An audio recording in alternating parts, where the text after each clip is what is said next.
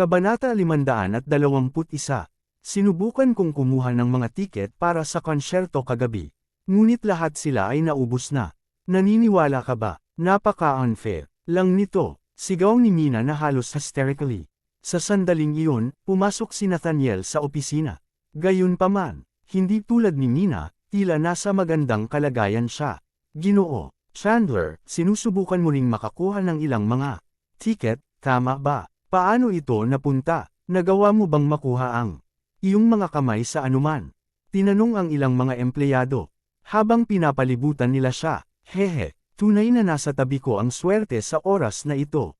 Kahit na, ang mga ito ay pangwakas na mga upuan lamang sa hilera, nagawa. Kung makakuha ng 2 tiket, sagot ni Nathaniel na may isang smug na ngiti sa kanyang mukha.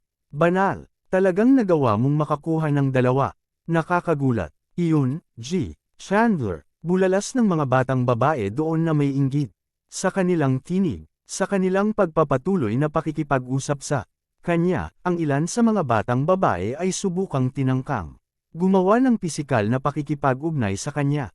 Marahil sa paggawa nito, maaaring magkaroon sila ng pagkakataong maimbitahan sa halip. Nate, dahil mayroon kang 2 tiket, isip mo ba na ibenta mo ang isa sa akin? Gusto ko na talaga pumunta, sabi ni Mina habang ang mga mata ay kumikislap ng pag-asa. Sa kabila ng pagiging isang konsyerto na inayos ng Dream Investment Group kahit na ang kanilang sariling mga empleyado ay nahirapan sa pagkuha ng kanilang mga kamay sa mga tiket. Pagkatapos ng lahat, hindi ito isang eksklusibong kaganapan ng empleyado. Maraming mga mayayamang tao mula sa Mayberry ang dadalo rin sa konsyerto. Paumanhin, Mina, ngunit ang tiket na ito ay para kay Bianca. Sama-sama, kaming pupunta sa konsyerto, sagot ni Nathaniel habang umiling. Manalo ka, kailangan niya munang tanggapin ang iyong alok. Umaasa ka ng desperado, kilala mo si Nate. Sigaw ni Mina bilang sagot. Ano ang ibig mong sabihin, desperado? Wala kang alam sa aking nararamdaman. Sigaw ni Nathaniel pabalik. Dahil parehong tumanggi na umatras sina Nathaniel at Mina, nasa bingit na sila ng labanan ng lapitan sila ni Eva upang palitan ang pagtatalo. Ang dalawa sa kanila ay pantay ang ulo at kung pareho silang magpapatuloy sa pakikipaglaban sa mga tiket, tiyak na magaganap ang kaguluhan. Sa sandaling iyon, dumating si Bianca sa opisina. Natahimik ang lahat nang makita siya, at alam niya na lahat ng kanyang mga kasamahan ay nakatingin sa kanya. Nakaramdam ng kahihiyan. Dali-dali siyang lumapit kay Gerald. So Gerald, sinabi mo na may sorpresa ka sa akin, di ba? Ano ito? Panipi, sabi ni Bianca sa marahang boses. Alam niya na si Gerald ay hindi eksakto ang pinakapaboritong empleyado sa kumpanya, kaya kung tumayo siya malapit sa kanya, marahil ay makakatulong itong makuha ang pansin sa kanya. Bukod dito, na-text siya ni Gerald kahapon, binabanggit na mayroon siyang sorpresa para sa kanya, kaya't hindi niya ito basta tatanggihan. Si Nathaniel naman, napuno ng galit at panibugho. Oo, gusto mo ngayon? Tanong ni Gerald, bahagyang nagulantang. Narinig niya ang kabuuan ng pagtatalo ni Mina at Nathaniel at hindi siya sigurado kung ngayon ba ang pinakamahusay na oras upang mabigyan siya ng tiket. Siyempre, haha. Huwag mong sabihin sa akin na nagbibiro ka lang tungkol dyan. Tagumpay, at naisip na may nagmamalaki na mayroon siyang mga tiket sa konsyerto para sa akin. Sabi ni Bianca, sa isang mapaglarong tono. Sa totoo lang, napag-isipan niya na pinapamura lang siya ni Gerald. Pagkatapos ay muli, ang pagkakaroon ng isang mahirap na pakikipag-usap sa kanya ay mas mahusay kaysa sa pagkakaroon ng lahat ng pansin sa kanya. Nakatutuwa, tulad ng kung makakakuha siya ng kanyang mga kamay sa isang tiket. Kung mayroon siyang kahit isang solong tiket, gagawin ko ang anumang sinabi niya. Galit na sabi ni Nathaniel, huwag mo siyang pansinin, Bianca. Halika, tingnan mo kung ano ang nakuha ko para sa iyo. Nagpatuloy siya habang hinihila niya ang kanyang panghuling tiket para makita siya. Si Gerald ay nakakaramdam ngayon ng hindi magagandang inis. Nais niyang panatilihin ang isang mababang profile, ngunit pagkatapos marinig ang mga panunuyan ni Nathaniel, hindi tatalikod. si Gerald sa oras na ito. Kaya, Chandler, sinabi mo na gagawin mo ang anumang sasabihin ko kung nagawa kong makuha ang aking mga kamay sa isang tiket, tama. Sigurado ka bang ayaw mong ibalik? Iyon habang kaya mo, lahat ng nanunood alam mo. Panipi, sinusubukan pa rin ang pamumula, kita ko. At paano kung hindi mo mapamahalaan ang isa? Papalibotin kita sa kumpanya sa iyong pantalon lamang bilang parusa. Kinutya ni Nathaniel. Kabanata 522. Sigurado, nakangiting sabi ni Gerald habang binubunot ang 10 tiket sa kanyang bulsa. Pagkatapos ay inabot niya ang isa. Kay Bianca, panipi tuldok. Ano ang F***? Natigilan ang lahat sa opisina. Panipi tuldok. Totoo ba ang mga iyon? Ano, talagang nakakuha ng maraming mga tiket si Gerald? Panipi, humawak ka, walang paraan na maaaring maging totoo ang mga iyon. Sigaw ng mga batang babae habang pinapalibutan nila si Gerald. Panipi tuldok. O Diyos, ang mga tiket na ito ay para sa pinakamataas na punto ng T-Zone. Batiin ng mga kilalang tao ang kanilang mga tagahanga. Doon, kung mayroon ka ng mga tiket na ito makikita mo sila ng malapitan. Panipi, sa pagtingin ng mas malapit sa mga tiket, lahat sila ay sumigaw ng halos magkasabay. O aking Diyos, ang mga tiket na ito ang totoong deal. Panipi, si Mina, sa hindi makapaniwala, sumilip din sa mga tiket. Matapos makumpirma ang kanilang pagiging tunay, siya ay naiwang frozen sa lugar. Ito ay isang natural na reaksyon mula noong si Gerald ay nasa kanyang blacklist pagkatapos ng lahat. Palaging itinuturing siya ni Mina na isang mas mababang uri kaysa sa kanya, kaya't ang katotohanan na nakakuha siya ng napakaraming magagandang tiket ay agad na lumipat sa lakas na ito. Labis na mabigat ang pakiramdam ng kanyang puso, naiintindihan na malinaw na may higit siyang lakas kaysa sa kanya sa sandaling iyon. 10 tiket. Paano mo nagawa na makuha ang iyong mga kamay? Sa napakaraming bagay, tinanong ang isa sa mga batang babae. Habang lahat sila ay nakatingin sa kanya, sabik na malaman ang kanyang pinagmulan. Mayroon akong mga paraan. Gayun din, ngayon na mayroon akong patunay na mayroon talaga akong mga tiket. Mr. Chandler, sana, tuparin mo ang iyong salita, sabi ni Gerald habang nakabelang ang tingin kay Nathaniel. Nathaniel nagdala ng isang pagpapahayag ng purong takot sa kanyang mukha. Salita. Anong salita? Nauutol na sabi ni Nathaniel sa gulat. Huwag kang maglakas loob maglaro ng pipi ngayon. Narinig ng lahat na sinabi mo na gagawin mo ang anumang sinabi sa iyo ni Gerald kung kaya niyang makuha ang kanyang mga kamay kahit isang solong tiket, sabi ng isa pang babae.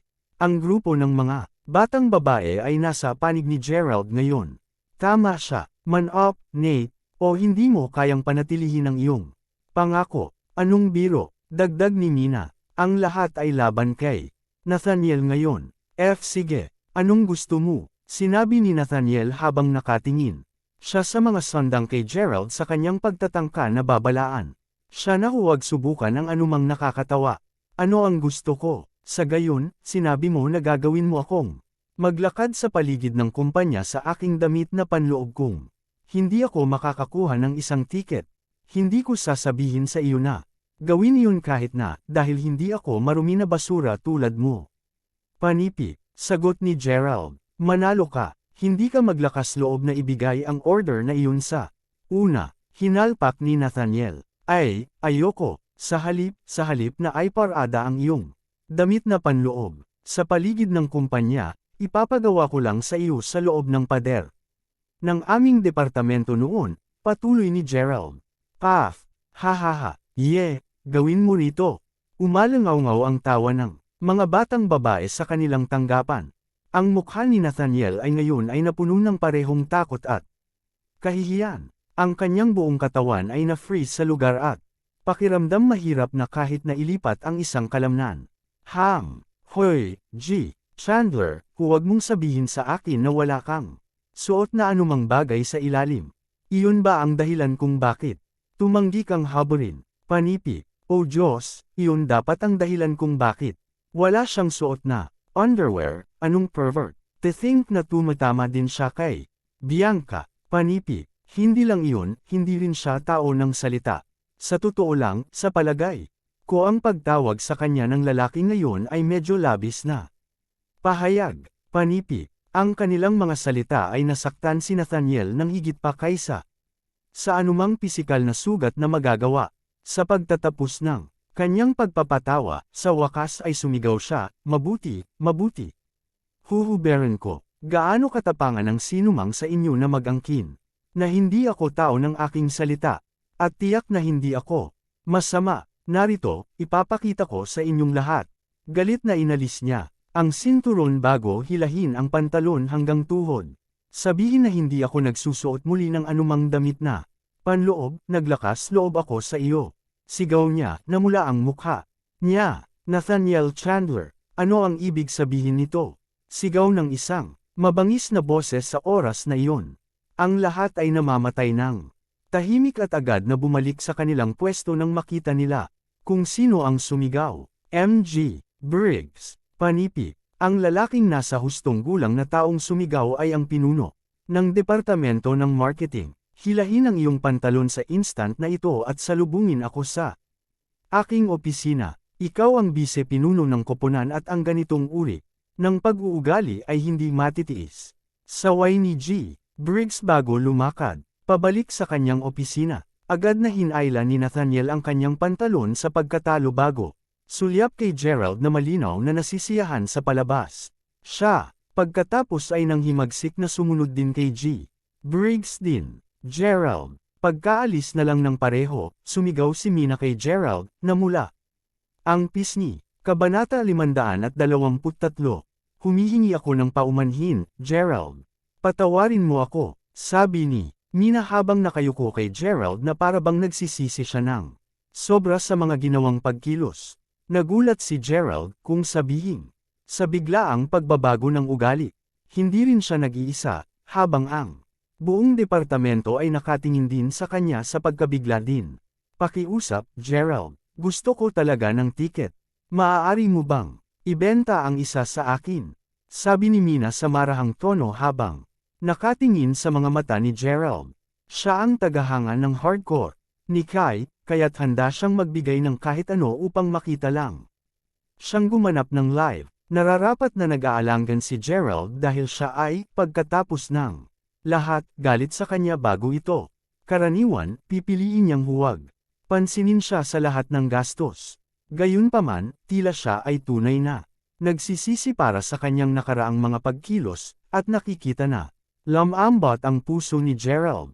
Kaya't maging bibigyan niya siya, ang nais niya. Kumuha ka lang ng isa.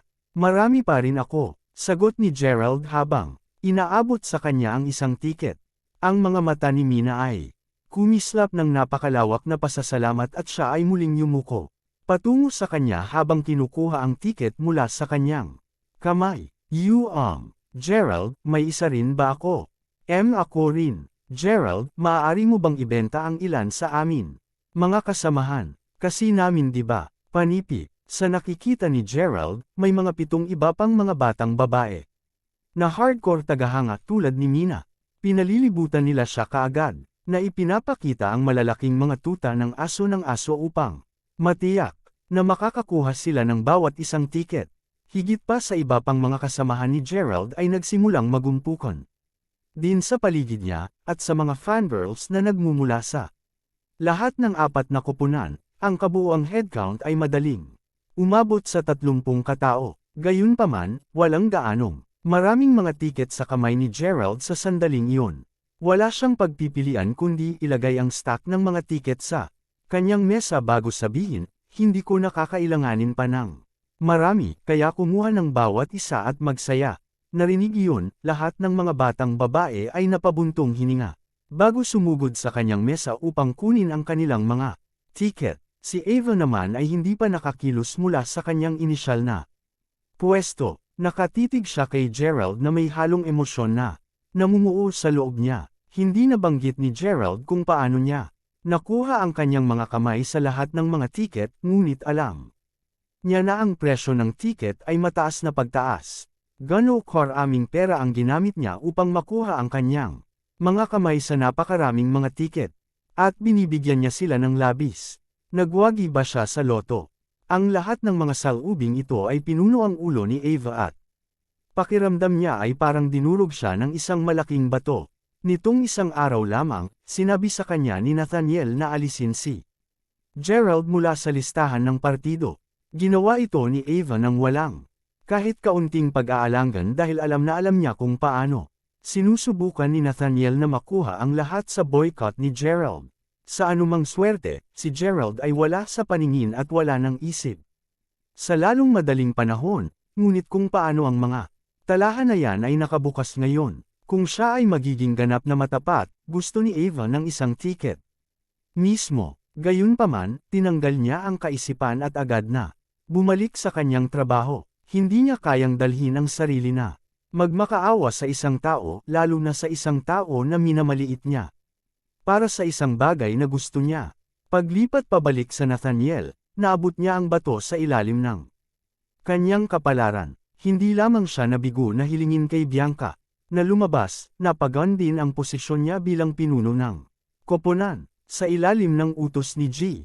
Briggs, siya ay nasa ilalim din ng probation. Pagdating ng tanghalian, mabilis na napunan ang kantin ng empleyado kagaya ng dati. Ang mga batang babae mula sa departamento ng marketing ay nakaupo sa kanilang karaniwang mesa at nagtsismisan habang naglulunch.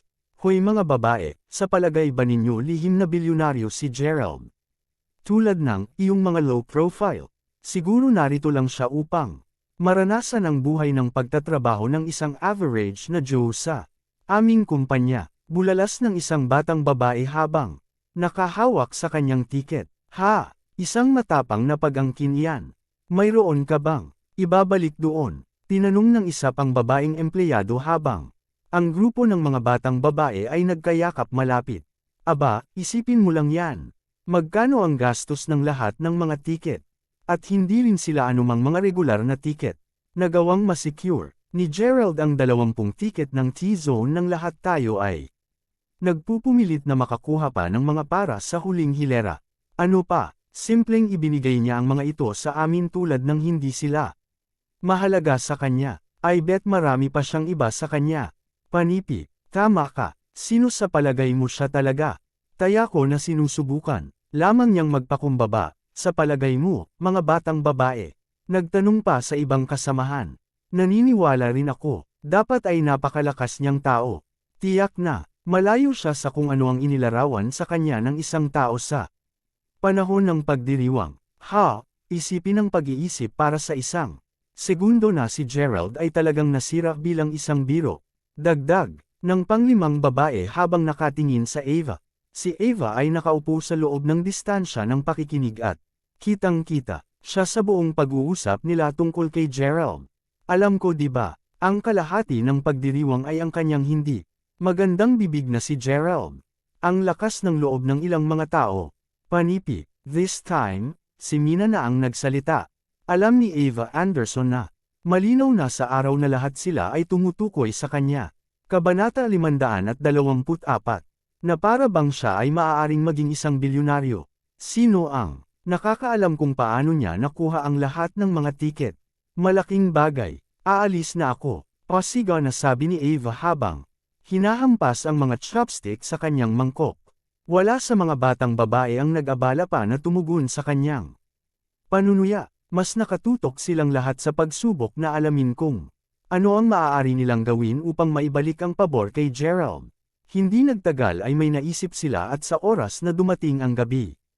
Isang bundok ng merienda ang nasa mesa ni Gerald. Hoy babes, bumalik ako. Sinabi ng isang boses mula sa asol. Ang isang mapang-asang binata ay pumasok sa opisina ng ipahayag ang kanyang pagdating na may mga bisig na kumalat na. Parang inaasahan niya ang isang malugod na yakap. Gayunpaman, ang narinig lang niya ay, Hoy, Gerald. Mangyaring sabihin sa amin, kung paano mo nakuha ang mga tiket. Halika isa, sabihin mo sa amin. Panipi, ang lahat ay nakatuon pa rin kay Gerald, at walang sino man ang tumanggap sa binata. Sa gayon, bukod sa isang tao. Oh, Stuart, sa wakas bumalik ka na. Sabi ni Ava habang tumayo. At tinatanggap siya ng masigla. Sino nga ba si Stuart? Si Stuart ang pinuno ng koponan para sa ikalawang koponan, at ipinadala siya sa Mayberry para sa pagsasanay. Sa kanyang pagsasanay, nagpunta siya sa iba't ibang mga lungsod upang suriin kung gaano kahusay ang ginagawa ng kumpanya sa iba pang mga lugar. Tungkol naman sa kanyang mga pisikal na ugali, napakagwapo niya. At tila medyo mas matanda kaysa kay Gerald. Siya ang nanguna sa Ava noong una siyang sumali sa kumpanya, at siya ang may pinakamalaking crush sa kanya. Hindi rin ito lihim, dahil alam ng lahat sa kumpanya kung gaano niya siya sambahin. Gayunpaman, si Stuart ay isang nag-iisang lobo. Isang ligaw na tao. Kahit na maraming mga pagtatangka ang ginawa ni Ava na ligawan, siya, nagawa niyang iwaksi ang bawat solong isa sa kanila. Sa kabila nito, tinatrato pa rin niya ang kapwa niya at ng kanyang bot-ihing kaibigan, si Nathaniel, ng mas mabuti. Sino yan, Ava? Isang bagong mukha, tinanong si Stuart. Sa halip na inis na ang kanyang spotlight ay ninakaw ng isang maliit na prito, tagumpay. Kaklase ko lang siya sa high school. Ang kanyang pangalan ay Gerald Crawford, ngunit huwag mag-alala, Stuart. Ang puso ko ay laging pagmamayari mo. Sagot ni Ava. Gerald ha. Bago siya sa kumpanya, ngunit nagloloko na siya sa kanyang mga katrabaho at hindi ginagawa ang kanyang trabaho ayon sa nararapat. Paano siya naglakas loob? Sabi ni Stuart habang tumango ito sa sarili. Mukha siyang may binabalak na gawin.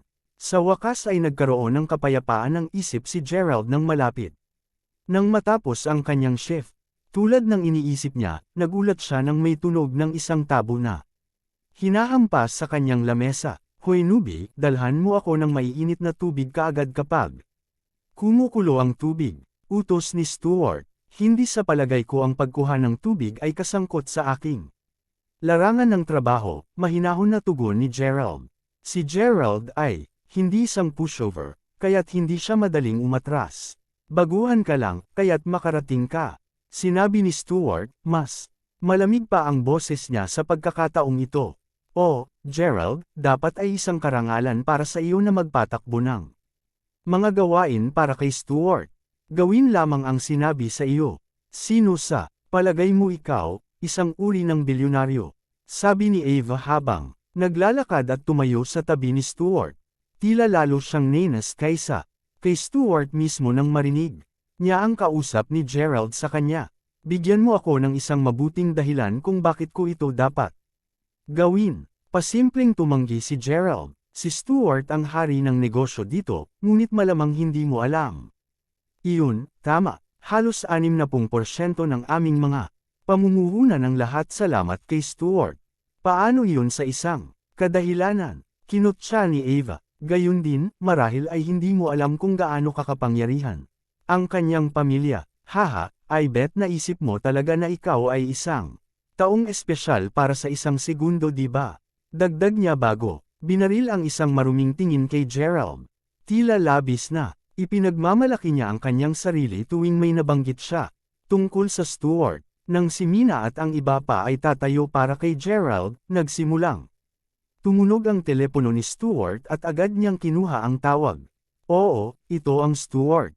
Teka, ano? Paano ito nangyari? Imposible yan. Maaari mo bang ulitin iyon? Sigaw ni Stuart sa kanyang telepono, habang ang kulay sa kanyang mukha ay dahan-daang nawala.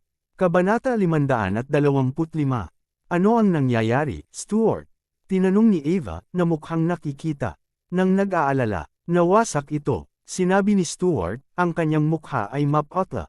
Bilang isang shit, tumakbo siya agad pababa ng hagdan at sumunod si Ava sa likuran. Hinintay niyang matapos siya sa tawag sa telepono bago dahan-daang lumapit sa kanya. Stuart, anong meron, huwag mo akong takutin? Tanong ni Ava, na inuulit ang kanyang katanungan. Lalong nag-aalala siya sa bawat lumipas na segundo. Si Stuart ay hindi isang lalaki na may hitsura lamang. Mayroon siyang mga pag-aari sa loob ng Mayberry at ang kanyang mga magulang ay matagumpay din na mga tao.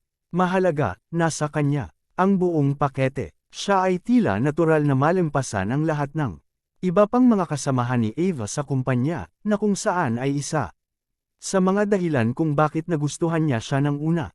Palaging pinangarap ni Ava na pakasalan si Stuart sa Mayberry isang araw. Kung siya ay mapalad, gugustuhin niyang makapagtrabaho din doon. Dahil sa kanyang ama na pinuno ng kanyang high school, pareho siyang naging mayabang at mapang-uyam mula sa murang edad. Ang lahat ng kanyang mga crush na mayroon siya hanggang sa puntong ito ay sa mga kalalakihan na may malalakas na background at napakamayaman. Masama ito, Ava. Naaalala ang kumpanyang iyon na namuhunan sa atin kasama si G. Wilson. May nangyaring mali, sabi ni Stuart sa isang gulat na boses. Alam agad ni Ava ang pinag-uusapan. Ang pamumuhunan sa kumpanyang iyon ay inutusan ng isa sa mga direktor. Si Stuart, pati na rin si G. Wilson, ay kasangkot sa proseso.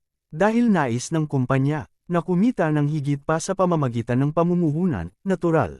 Para sa lahat sa kumpanya na nais din ng higit sa pera na iyon. Ang pera ay pera, kung tutuusin. Kaya, napagpasyahan nilang mamuhunan din sa isang kumpanya. Patakbo sila sa kanilang sarili at mag-uulat pabalik sa pangunahing sangay upang makapagbigay sila ng mga pondo para sa mga layunin. Sa pamumuhunan, ang partikular na kumpanyang ito ay nabigyan na ng mga pondo na higit sa 80 milyong dolyar, ngunit ang mga kasangkot lamang ang nakakaalam tungkol sa kumpanya. Ang lahat ay tila maayos na tumatakbo. Naaprubahan na ng pangunahing sangay ang kanilang mga kahilingan sa pagpopondo.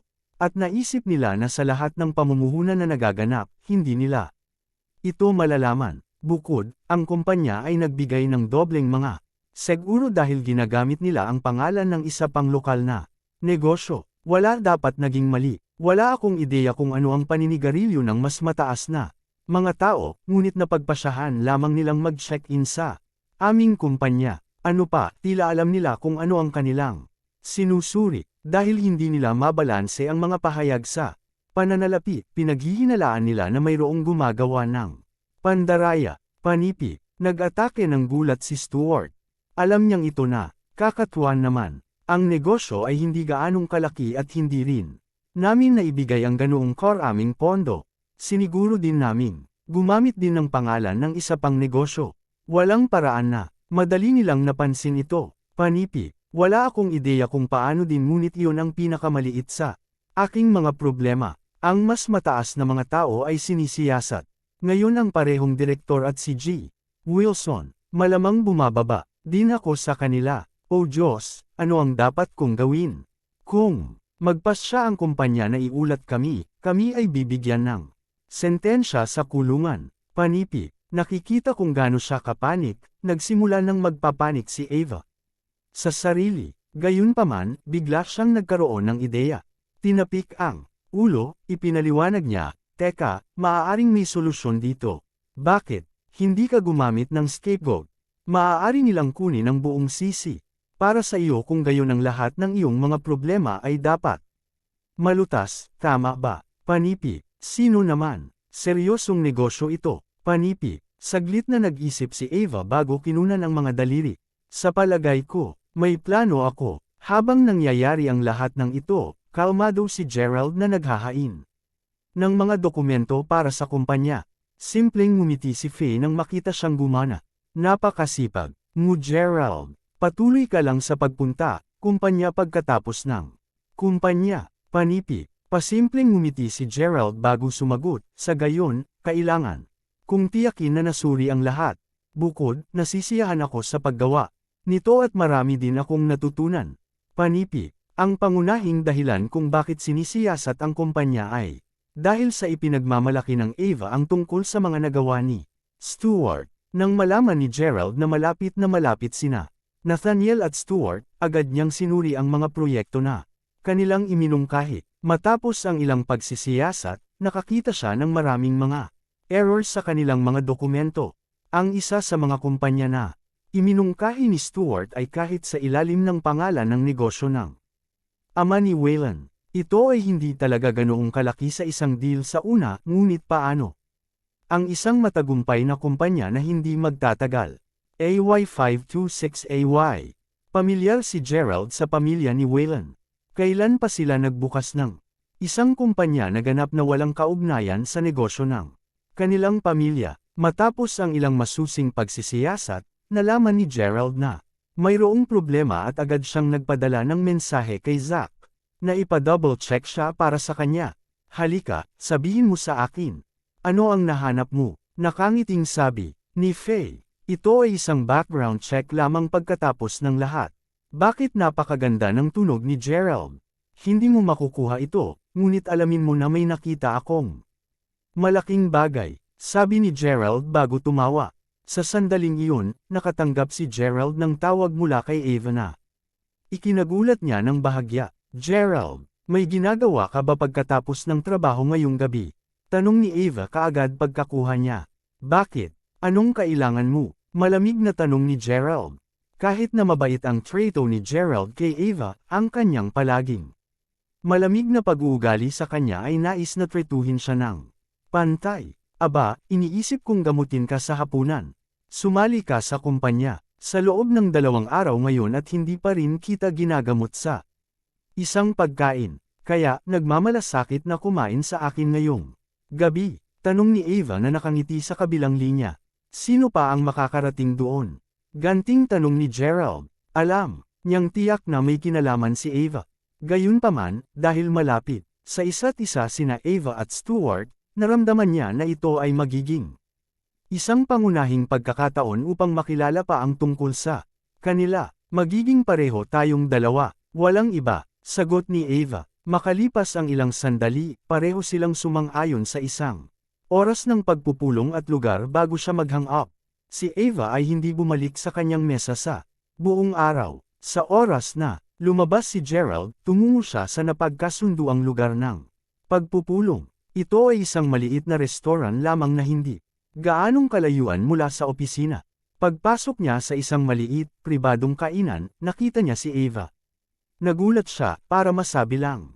Siya ay naging matapat sa kanyang salita dahil siya lamang ang naghihintay sa kanya doon. Dito, Gerald, halika, upuan mo. Ano ang palagay mo sa lugar na ito? Medyo maganda, di ba?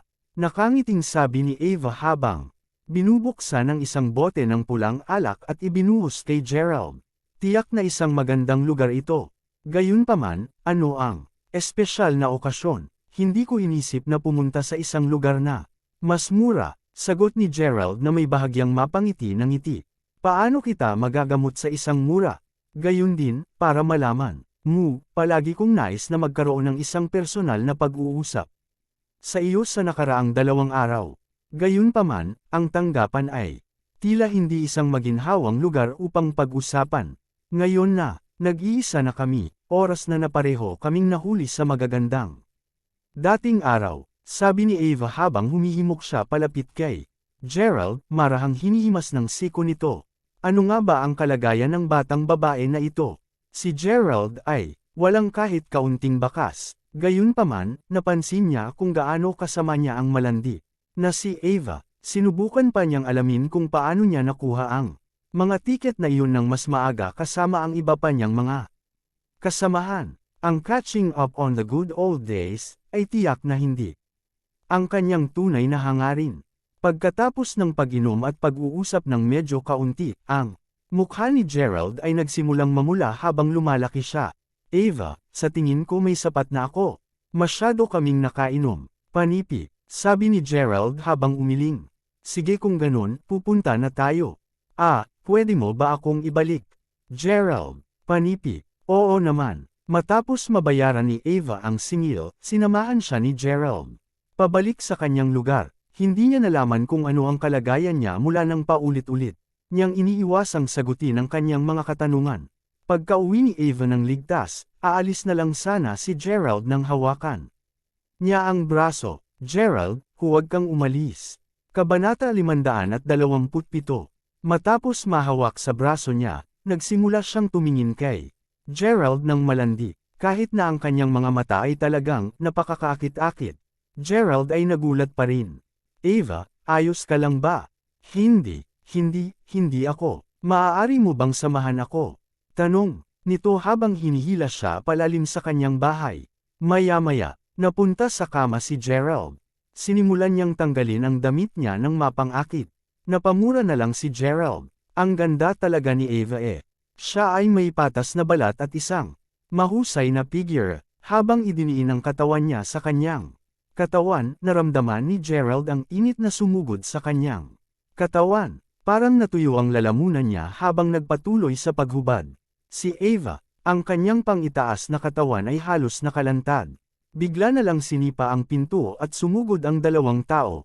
Agad na pinagsama ni Ava ang kama at nagtakip ng damit habang sumisigaw, "Bilasan mo, kunin ang mga D**man na larawan." Panipi, ang isa sa dalawang lalaki na pumasok ay si Nathaniel habang ang isa ay siyempre, Stuart. Tila nagre-record si Nathaniel nang magsimulang umiiyak si Ava. "Stuart, iligtas mo ako," sigaw niya. "Huwag kang mag-alala, Ava. Nandito kami ngayon kaya walang magawa ang B**star na ito." Hindi ako makapaniwala sa kanya.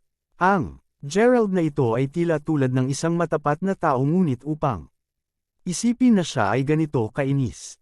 Paano ba siya naglalagay ng bitag para sa kanyang sariling dating kaklase? Panipi, hindi ko rin alam na ganoong tao siya. Gusto ko lang siyang gamutin sa hapunan. Pagkatapos ay inalok niya akong ibalik ngunit natapos siya sa pag-atake sa akin.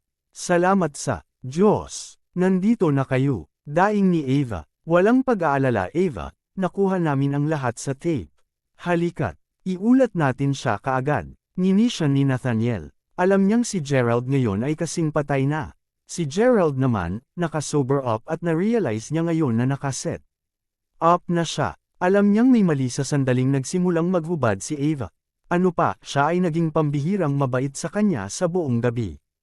Hindi makapaniwala si Gerald na ganito ang trato sa kanya ng kanyang dating kaklase, kahit na anong dahilan ang kailangan niya upang may set up siya. Kami ay magkaibigan ng hindi bababa sa 7 taon, Ava. Ano na lang, naisip ni Gerald sa kanyang sarili, isang malaswang ngiti sa kanyang mukha. "Kaya, ano ang dapat naming gawin sa iyo ngayon, Gerald?" Malamig, nasabi ni Stuart.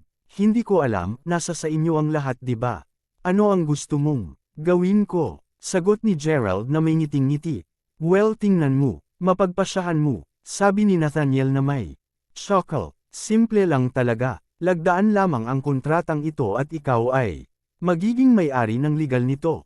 Hindi ba madali iyon?" Sinabi ni Stuart habang kumukuha ng isang kontrata para makita ni Gerald.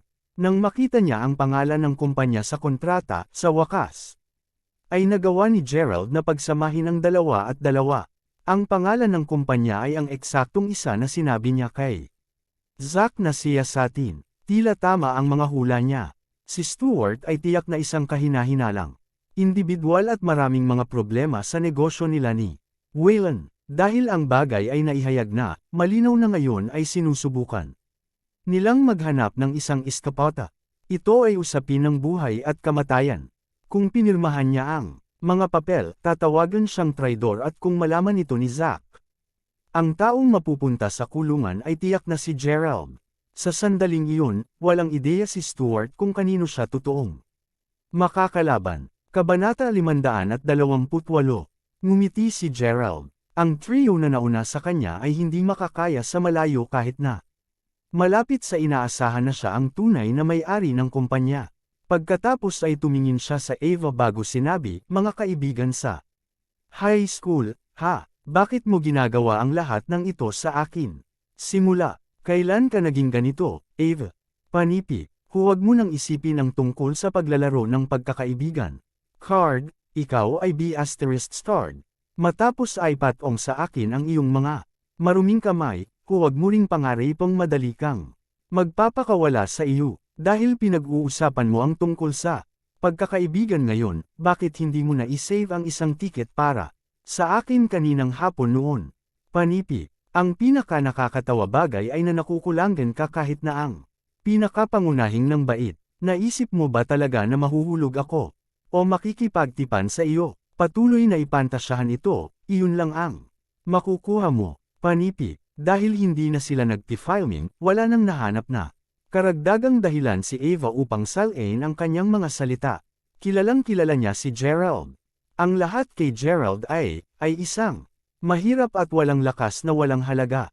Ang pagkakaalam ng Pagkakaiba sa kapangyarihan sa pagitan nila ay pinapayagan si Ava na ipatupad ang kanyang plano nang walang kahit kaunting pag-aalangan. Hindi man siya natakot sa malayo upang maging matapat. Oh, nakikita ko kung paano ito ngayon. Tila napag-isip ko talaga, panipi, sagot ni Gerald na may chuckle. Ayoko talagang maniwala dito, sa totoo lang. Totoong nagtiwala. Ako na gusto mo akong pretuhin sa hapunan dahil sa dati naming pagkakaibigan. Kung naging matapat ka lang, siguradong handa akong tulungan ka sa hinaharap kong magkagulo ka. Sagot ni Gerald. Kahit na inaasahan ni Gerald na may puka na si Ava nang tinawag niya ito para sa hapunan, tunay na nadama siya habang naalala nila ang kanilang mga dating araw sa restaurant. Iyon ang dahilan kung bakit siya nagpasya na samahan siya sa bahay sa una. Bago sila pumasok sa bahay ni Ava, nakadesisyon na si Gerald na ipagpatuloy niya ang pagtulong sa kanya, kahit na hindi sila ganon kalapit sa isa't isa tulad ng dati. Pagkatapos ng lahat ng ito ay nangyari gayunpaman, siya ay ganap na nabigo sa kanya. Ikaw, tulungan mo ako. Sino sa tingin mo kahit sino ka? Tingnan, pinapayagan ka namin ng madali. Isipin mo, kailangan mo lang pirmahan ang mga papel na ito at ang kumpanya ay magiging iyo. Panipi, o pipirmahan ko sila, ngunit maghintay ka lang bukas. Ang pagkakakilanlan ko ay wala sa akin ngayon at hindi ko maalala ang aking numero ng pagkakakilanlan, sabi ni Gerald habang iniisip. Ang palusot na on the spot. Ang impyerno, ni hindi mo naalala ang iyong sariling numero ng pagkakakilanlan. Sinumpa si Stuart. Gayunpaman, hindi siya masyadong nag-alala dahil mayroon pa rin silang mga pag-record ngayon. Hindi tumakbo si Gerald mula sa kanila at alam ito ni Stuart. Bukas noon, di sige, pirmahan mo ang mga papel na ito sa oras na dumating ka sa opisina bukas. At huwag kang maglakas loob na sabihin sa sino man ang tungkol dito o tatawag ako kaagad sa pulisya. Sisingilin ka talaga para sa tangkang R*T kung makalabas ang recording. Panipi, sabi ni Stuart. Bukas na, sagot ni Gerald. Pagkatapos ay binitawan siya. Nang makaalis na si Gerald sa gusali, agad niyang kinontak si Zack at sinabi sa kanya ang lahat ng nangyari. Labis ang pighati sa kanya dahil sa kabila ng pagkadismaya sa kanya. Naawa pa rin siya kay Ava. Una siyang nagdago upang subukang mangalap ng impormasyon mula sa mga salarin na nahanap niya, upang isipin na ang kanyang dating kaklase ay magiging kasangkot sa bagay na ito. Nang sumunod na araw, pumasok si Gerald sa opisina at kukuha na sana ng pwesto ng parehas na lumapit sa kanya sina Stuart at Ava. Gerald, mangyaring pumunta sa aking tanggapan ngayon, sabi ni Stuart habang nakatingin kay Gerald. Sinenyasan din niya si Gerald. Naalalahanin na dalhin ang kanyang ID card. Sigurado, sagot ni Gerald habang sinusundan niya ang pareho sa kanila. Naghihintay na si Nathaniel sa tanggapan ni Stuart para sa kanila. Ang opisina ay dinobol bilang isang silid sa pagpiprint at hindi maraming mga tao ang karaniwang pumupunta doon. O sige, pirmahan mo ito ng mabilis. Mayroon pa tayong ibang mga formalidad na pinagdadaanan. Bilasan mo, sinabi ni Stuart habang kinukuha ang kontrata mula sa gabi bago lumabas. Gayunpaman, simpleng naupo si Gerald na nakakross ang mga paa. Malinaw na wala siyang balak na pirmahan ito. Ano pang hinihintay mo? Bilasan mo at pirmahan mo na ito. Panipi. Binalaan si Stuart na may isang tumataas na boses. Ang tugon ni Gerald ay simpleng tingnan ang relo bago sabihin. Maghintay ka lang ng konti pa. Pirmahan ko ito pagdating ng lahat. Makakatipid sa iyo ng oras upang maghanap para sa tamang tao. Upang maproseso ang iyong mga formalidad. Panipi, ha? Anong ibig mong sabihin? Kabanata 529. Naku, makikita mo ang ibig kong sabihin sa kaunting sandali. Nakangiting sabi ni Gerald. Sa sandaling iyon, ilang mga kotse ang dumating sa pasukan ng gusali. Nang mabuksan ang kanilang pintuan, lumabas si Spencer, ang ama ni Waylon, si Jarvan Wilson, ang kasalukuyang representante ng ministro, at si Norman Lay, ang tagapamahala ng kumpanya ng pamumuhunan. Lahat sila ay may seryosong ekspresyon sa kanilang mga mukha. Sina Zach Lyle at Michael Zick ay naruroon din, parehas na. Mukhang pantay ang pagkabalisa, kung hindi ipinadala ni Gerald kay Zach ang isang mensahe na nagsasabi sa kanya na may mga problema sa kumpanya, hindi alam ni Zach o Michael na ang lahat ng ito ay nangyayari sa ilalim ng kanilang mga ilong. Bilang ito ay naka-out, ang kita ng kumpanya at ang mga kagawaran. Sa loob nito ay lahat kasangkot dahil lamang sa ilang mga tao. Matapos marinig kung ano ang natagpuan ni Gerald kagabi, tinawag ni Zach ang lahat na may kaugnayan sa likod ng tanggapan bago. Tinanong sila ng lubusan sa buong gabi. Sa utos ni Gerald, dadalhin niya sila ngayon sa opisina.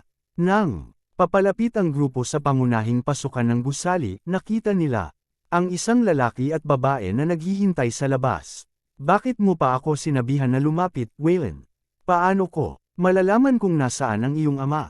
Hindi ko nga alam na nagkaproblema ang kumpanya, sabi ng babae, medyo naiirita ang kanyang tono. Zelia, pwede bang mangyaring hindi ganito? Kailangan mong tulungan ako. *man it. Narito ang aking ama, sagot ni Waylon. Habang nakatingala, ang ama ni Waylon ay hindi nakauwi buong gabi. Karamihan sa clueless tungkol sa kung ano ang nangyayari, ang alam ni Waylon ay ang kanyang ama ay pupunta sa opisina ng maaga kinabukasan. Nagpasya siyang hintayin ang kanyang ama sa tanggapan upang subukan at makakuha ng isang mas mahusay na pag-unawa sa sitwasyon ng kanyang ama, dahil alam niyang ilang beses nang nakapunta si Zelia sa punong tanggapan ng kumpanya, tinawag niya ito upang samahan siya. Habang papalapit si Spencer, tumakbo sa kanya si Waylon at napagtanto na ang mukha ng kanyang ama ay mukhang kakilakilabot. Ty, ano ang nangyayari? Anak, uwi ka lang muna. Wala ito sa iyong negosyo. Narito si G. Crawford upang makita kami. Hindi masayang sinabi ni Spencer. Ha, G. Crawford. Narito siya sa Seren County. Tinanong. Pareho sina Waylon at Zelia, pareho silang nagulat. Narinig mo ako, sagot ni Spencer habang tumanggaw siya. Tayo na, G. Crawford ay hindi dapat maghintay para sa amin ng isang segundo mas mahaba, sabi ni Zach. Oo, G. Lyle. Hindi lamang ang mukha ni Spencer ang mukhang kakilakilabot. Lahat ng iba pa na na-escort sa gusali ay nagdala ng pantay na mga kaila hilakbot na mga ekspresyon. Matapos ang grupo ay pumasok sa gusali, sinabi ni Waylon, dapat mayroong isang kakilakilabot na mali. Hindi ko pa nakikita ang ganoong tatay ko. Kailangan kong makita kung ano ang nangyari. Para sa aking sarili. Panipi. Tungkol kay Zelia, mula pa noong inalagaan sila ng ina ni Cindy sa isang huling pagkain, ayaw na niyang kausapin si Waylon. Gayunpaman, talagang nais niyang malaman kung ano ang hitsura ni G. Crawford. Iyon ang pangunahing dahilan kung bakit siya pumayag na samahan si Waylon. Samantala sa departamento ng marketing ng pamumuhunan, naging masigla ang kalagayan. Karamihan sa mga empleyado ay nakatayo upang tingnan ang lahat ng mga taong naglalakad paakyat sa pasilyo. Ang mga taong pinag-uusapan ay may kasamang mas mataas na mga tao sa pamamahala mula sa punong tanggapan at pati na rin ang ilang mga pinakamahalagang individual. Walang sino man ang makakapagsabi kung ano ang nangyayari at walang nang ahas na magtanong kung ano ang nangyayari. Ito ay isang nakagugulat na eksena upang masabi lang. Pagbukas ng mga pintuan ng elevator, si Zach ay lumabas bago dinala ang maliit na grupo sa silid ng pagpiprint. Hoy, iyon ang pangkalahatang tagapamahala, Zach Lyle at sa tabi niya ay si Michael Zick. Pareho sa kanila ang kanang kamay ng kumpanya, panipi, at tingnan kung sino ang sumusunod sa likuran nila. Hindi ba iyon si G. Wilson at G. Lay? Ano ang nangyayari sa mundo? Oh my God! Ang nasa likuran nila ay kamukha ni Spencer Letts mula sa House Eland Enterprise. Panipi, ang kumpanya ba ay nasa ilang uri ng gulo? Lahat ng mga mas mataas na tao sa pamamahala at maging ang boss ay narito. Panipi, pinakamalamang, nagtataka ako kung ano ang nakapasok sa atin. Sa gayong mainit na tubig.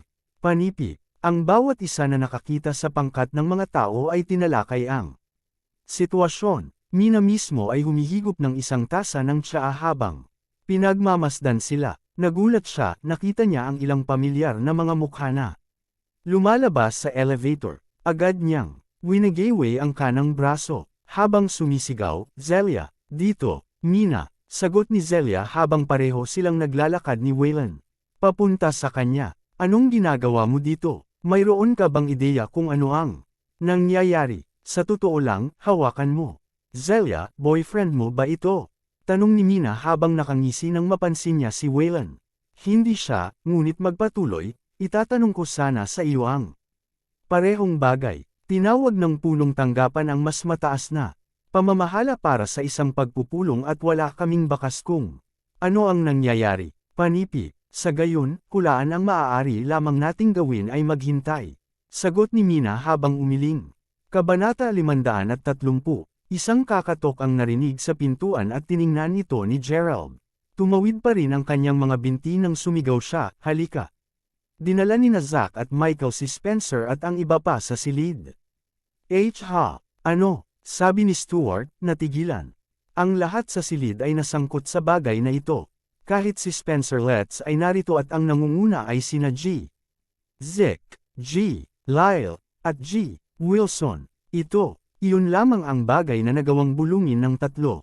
Natigilan sina Stuart, Nathaniel, at Ava. Nang makaisip na sila, sumigaw ang trio, Mr. Zeke, G. Lyle, Panipi, Ginoo, Crawford, nandito silang lahat. Sabi ni Zack habang hindi pinapansin ng tatlong tao. Ha, G. Crawford, Panipi, biro yun diba? Ang F***, siya si G. Crawford, Panipi, nagulat ang lahat, lalo na ito para kay Stuart at Ava. MMG. Crawford, parang hindi makahinga si Ava. Kaya, dahil ang lahat ay sa wakas ay naririto ngayon, magsimula na tayo. Kaya, G. Ferguson, sabihin muli sa akin ang tungkol sa mga papel. Saan ko kailangan mag-sign? Sabi ni Gerald habang nakangiti. Blanko ang isipan ni Stuart at siya lang ang nakanganga. Sa una ay naisip ni Stuart na makakaya niyang magwiggle sa gulo. Na ito, walang Scott. Ang kanyang plano ay perpekto, kung tutuusin. Ngayon na nangyari ito, ang dami ng gulo na naranasan niya ay lumakas. Hindi niya kailanman napanaginipan na mahuhulog siya sa bitag ni Gerald. Sino ang maaaring asahan ng F*** na si Gerald ang tunay na G. Crawford? Kahit na lumingon si Stuart kay Ava, hindi siya mapakali sa kanya sa oras na ito. Sa halip, sumigaw siya, Mr. Lyle, anong tawag mo kay Gerald? Siya ba? Si G. Crawford talaga siya. Panipi, tumabi at huwag maging istorbo. Kinutya ni Zack bilang sagot. Ginoo, Crawford, dapat ba tayong magpatuloy dito? Napakaliit ng silid sa pagpiprint upang magdaos ng pagpupulong. Sabi ni Michael habang humakbang siya pasulong. Totoo yan, dalhin sila sa silid ng pagpupulong. Papunta kami sa ilalim nito, ngayon, sabi ni Gerald. Tumango si Zack bago inakay ang grupo ng mga tao na kasama niya. Kahit palabas na siya ng pinto, nakasilip pa rin si Ava kay Gerald. Sinasalamin ng kanyang mga mata ang labis niyang pagkalito. Hindi siya makapaniwala. Paimpol siyang pinansin ni Gerald at lumabas na siya mismo. Narito na sila. Sigaw ng isang empleyado at tumahimik ang lahat. Nagulat si Mina at ang iba pa nang makita nila si Gerald na palabas. Nang silid sa likuran ng grupo. Passes, Gerald, dito. Sabi ni Mina sa marahang boses habang sinenyasan siya na lumapit. Mula nang maibigay niya sa kanya ang ticket, itinuring niyang kaibigan. Sa paglalakad ni Gerald, nagulat siya nang makita na nandoon din sina Zelia at Waylon. Gerald, bakit ka nandito? Gulat na tanong ni Zelia. Kilala kayo. Bago siya rito at kasamahan ko rin siya. Sabi ni Mina habang nakangiti. Kaya't dito ka nagtatrabaho. Walang alinlang ang nagulat si Zelia nang makita siya rito. Ang iba, pang mga komplikadong emosyon ay lumalagong din sa loob niya. Si Waylon naman ay pambihirang naguluhan nang marinig iyon. Aba, dapat mong tretuhin ng mabuti si Gerald noon, Mina. Siya, ang aming kaklase ng ex-high school kung tutuusin, at siguradong may potensyal siya, sinabi ni Waylon bagaman may mga pahiwatig ng paninibugho sa kanyang tinig. Hindi masama. Gayon din, talagang may husay siya. Haha, Panipi, hoy, Gerald, Alam mo ba kung anong nangyayari? Ano ang nangyayari kay Stuart at sa iba pa? Tanong ng isang pangkat ng mga batang babae na mabilis na pumulibot kay Gerald. Gayun din, nabalitaan ko kay Zelia na narito si G. Crawford ngayon. Sa palagay ko hindi natin siya nakita. Alin sa mga ito si G. Crawford? Sumunod na tanong ni Mina. Nag-usisa rin ang lahat tungkol doon.